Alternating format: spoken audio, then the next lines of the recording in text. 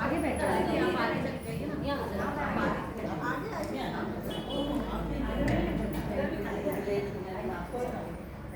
सभी मेरी प्यारी सखियाँ,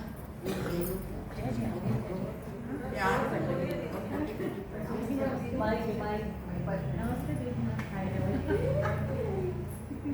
वैसे आ रहा है वैसे आज की दुनिया में देखा जाए तो रिश्ते में काफी दरार चली आ रही है, पर एक सखी वो जो बहन है उसकी जो बात मैं कहूँ एक दो बात से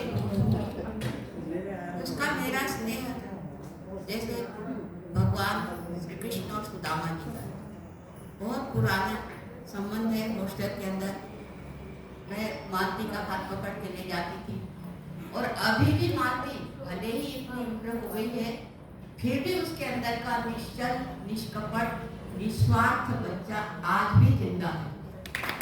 इतना बड़ा बड़े आयोजन में भी वो कभी संतुलन नहीं खोती। मैं जरा सी बात में मैं हाइपर हो जाती हूँ, वो मुझे समझाती है, वो मुझे अपना गुरु मानती है, मैं उसे अपना गुरु मानती हूँ। जैसे शिव जी है ना राम जी के आराध्य थे और राम जी ने शिव जी की आराधना की थी रामेश्वरम दक्षिण भारत में, तो शिव जी ने वहाँ पूजा की थी। उसी प्रकार से मैं जब है ना किसी भी बात से कुछ है ना गलतियां बहुत करती हूँ, मैं भावना के वश में भावना में बहकर भली उम्र में उससे बड़ी हूँ फिर भी वो मुझे समझाती है, कई बार डांट भी देती है और मैं भी उसको कई बार है ना व्यवहारिक ज्ञान मानती को बिल्कुल बच्चों जैसा बिल्कुल भी नहीं है। वो बिल्कुल है कहीं पर भी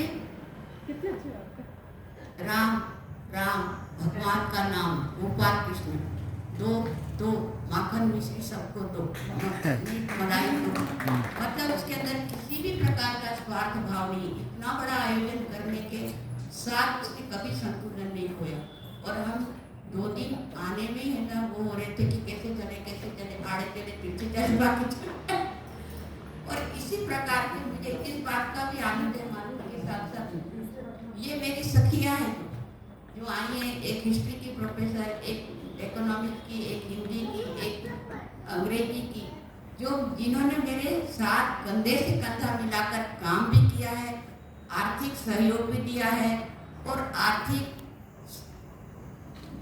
गड़बड़ी में बचाया भी है, जिसका नाम है शशिकरण बस्तवार। मकान जायदाद लिया था उस समय मेरे को उनके पति और इन्होंने ऐसा संभाला कि आज 3 मंजिल बिल्डिंग है।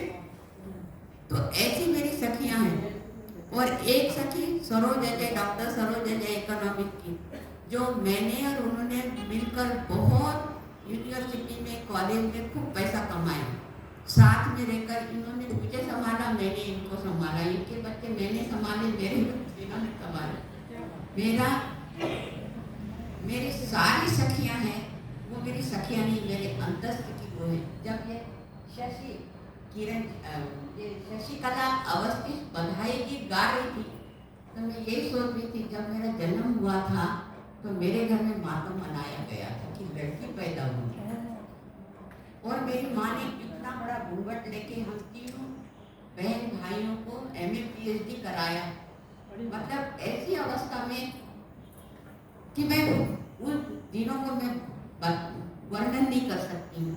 यहाँ से यहाँ तक सोना पहना, बाद में है ना बिल्कुल हाथ और मुंह का मिलन भी उछाल हो गया। ऐसी दोनों परिस्थितियाँ मैंने बचपन से BA तक की उम्र में देखी, पर उस समय मुझे ऐसी सखियाँ मिली भगवान के द्वारा पहुँचाई गई।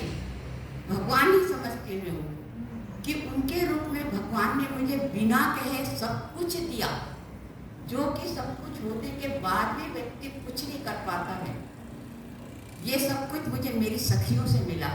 इतना बड़ा सौभाग्य मैं लेकर आई हूँ कि ये सखी सुशीला ठाकुर है, बहुत बड़ी राइटर है, इनकी किताबें पोस्ट में चलती हैं और ये इनका आना कुछ होने असंभव, मतलब मालूम ही नहीं था मुझे। तो कल इनका फोन आया कि मैंने वहाँ पर पढ़ा है और यही इनका मैं आदत स्वागत के लिए कुछ लाई भी नहीं, कुछ भी नहीं।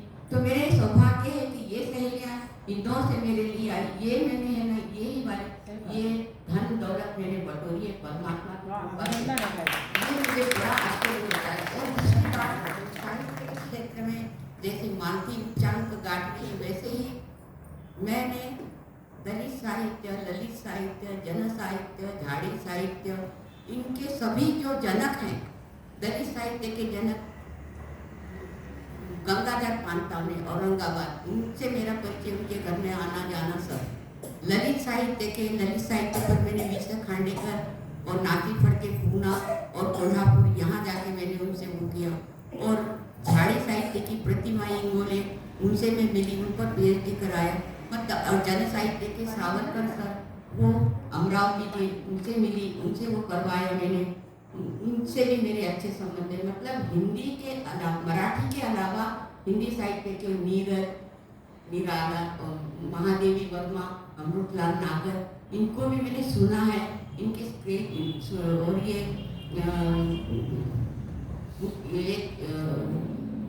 उनके साथ रचनाएं सुनाई है मैंने। तो मेरा ये सौभाग्य रहा कि हिंदी और मराठी साहित्य के बड़े बड़े दिग्गजों के घर और उनके संपर्क में मेरा जीवन बीता। जबकि मेरा जन्म ऐसी जगह हुआ है कि जहाँ लड़कियों का पढ़ाना बिल्कुल मुश्किल था, और लड़कियाँ पढ़े तो वो समाज से वो हो जाए।